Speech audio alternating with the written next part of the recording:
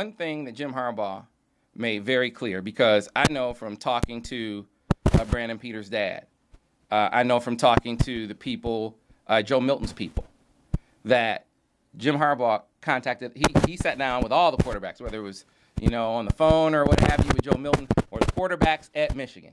He sat them down. Right.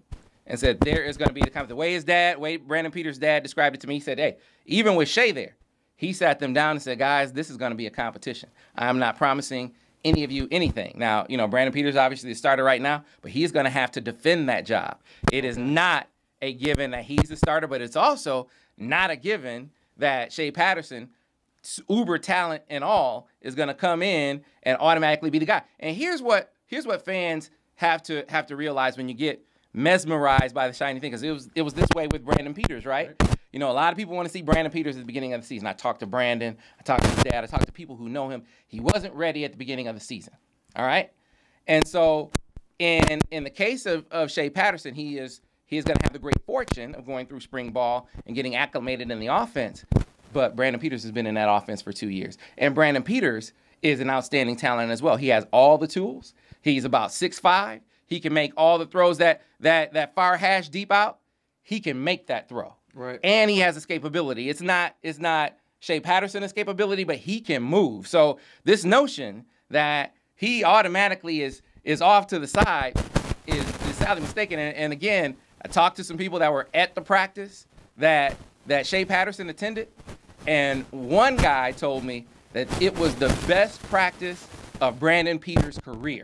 That he had never practiced better than when Shea Patterson was on the sideline watching, dropping dimes everywhere, running around the football field, making plays. So he's a guy that is not one to back down from a fight. I mean, we've heard for years, there have been sites putting out that he's going to transfer and he's unhappy and, he's a bust. And he stayed through all that. He said, I'm not going anywhere. I'm going to stay and I'm going to fight and I'm going to win this job. And that's the mentality that you want him to have. And that's the mentality you want all the quarterbacks to have. Because on the Shea Patterson side, let's talk about Shea for a minute. Is he at a disadvantage when it comes to time in the system? Yes. But what he has is experience getting acclimated quickly. He got down to IMG Academy a couple of weeks before the season started. Boom, he gets in there and balls. His first year at Ole Miss, he's redshirting. So he's running the scout team all year.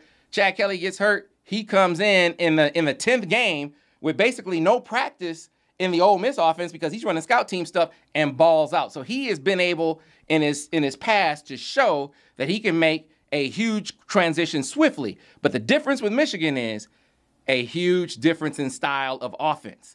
Now you go from a spread to a pro style where, guess what? You're stepping to the line of scrimmage and you're making the checks. You aren't looking to the sideline to do that. Your progressions are more whole field scans as opposed to, half field and quarter field reads. So it's going to be you're taking snaps under center. It's going to be a transition for him, but it's one that you don't rule him out of because this is a ball player that we're talking about. And one of the things that Michigan has to be concerned with is their protection. And so to me, the quarterback isn't the biggest question mark next year. All right. The biggest tackles. Yeah, the biggest question mark on Michigan's team next year is offensive tackle. Can Michigan protect? And one of the ways where I think Shea Patterson is really going to be able to make some hay, assuming that he's eligible, is, man, if they are in practice and this defensive line is bearing down on them and it becomes a playground contest and who can make plays when the pressure is bearing down, all right, now Shea's candidacy receives a huge boost. So it is going to be a thrilling competition, and it's going to be made more thrilling by the fact that you have guys that are willing to compete. Shea Patterson could have gone somewhere where he got guarantees that he was going to be the guy. And from talking to his people to talking to everyone, man, I've talked to a lot of people on all sides. You know this, Josh.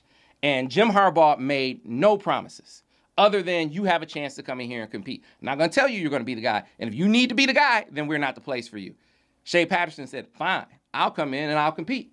And so Michigan is in the situation now where iron sharpens iron, and whoever becomes the quarterback for Michigan next year is going to be a really, really, I think, really good option for the Maize and Blue when they set foot on the football field.